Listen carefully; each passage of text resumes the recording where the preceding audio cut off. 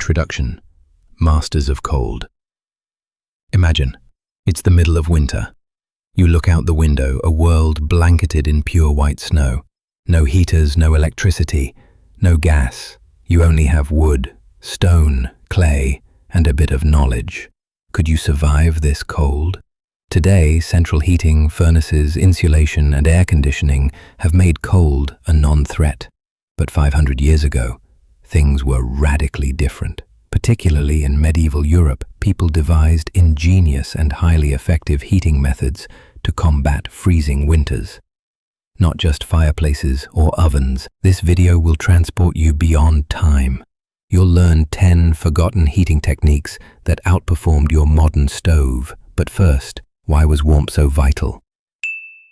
In the Middle Ages, winter wasn't just about cold. It meant rapidly dwindling food supplies, carbon monoxide poisoning from smoke, pneumonia spreading through damp stone walls, trade routes cut by frozen rivers, and most critically, a matter of life and death for peasants. Winter was a test, and wood alone wasn't enough. Brains were needed too. What did people do? They began with architecture. The shape, insulation, wall thickness, all were planned to trap heat. Even today, some medieval village homes retain warmth naturally. Geography also mattered. Northern Europe used different techniques than Mediterranean regions. This act sets the stage. We're entering the silent war against cold in the Middle Ages. In Act 2, we'll unravel each technique. Some may surprise you, some you might even try yourself. One guarantee, your perception of winter will change. Ready? Let's light the fire. 10 forgotten heating techniques that actually work. Now, meet 10 incredible heating methods used in the Middle Ages, designed not just for survival, but for energy efficiency, material ingenuity, and harmony with nature. 1. Hypocaust system. Underground heating from Roman times. This ancient tech persisted in medieval monasteries.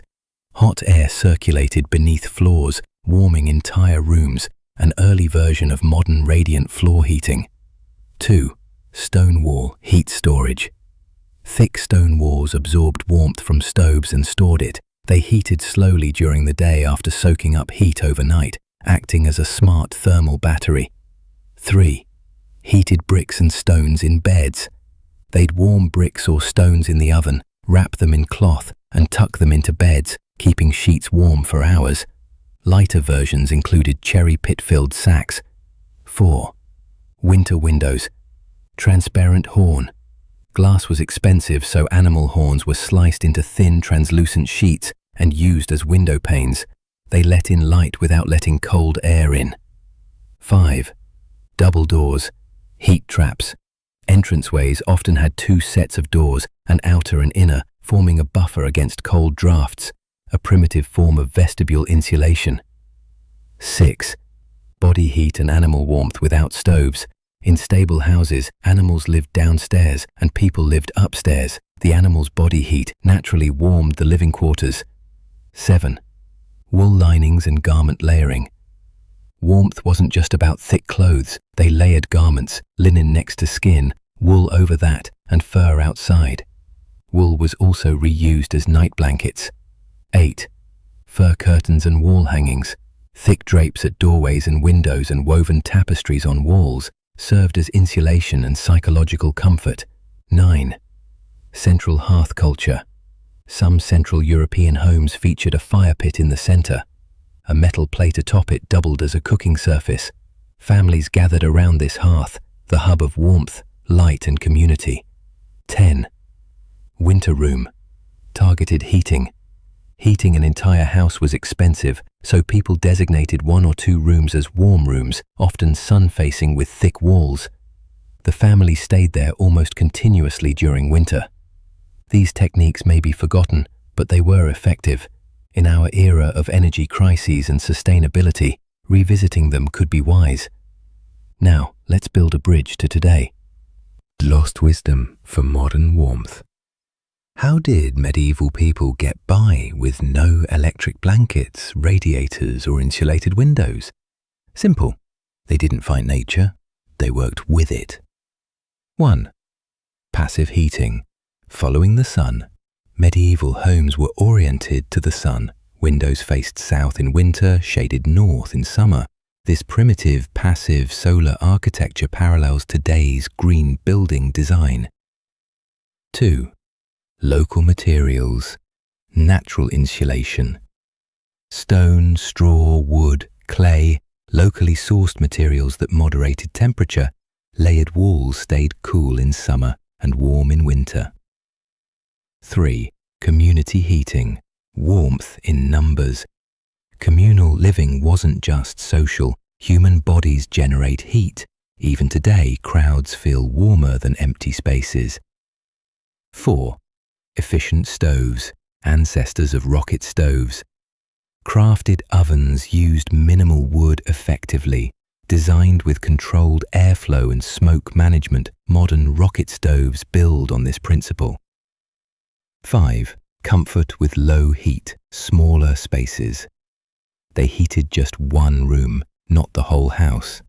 Today's zone heating adopts the same wisdom: heat less, conserve energy. 6. Simple nighttime solutions. Heated stones, warm water pouches, layered wool, medieval alternatives to electric devices kept people toasty. 7. Quiet insulators. Rugs, curtains, ceilings.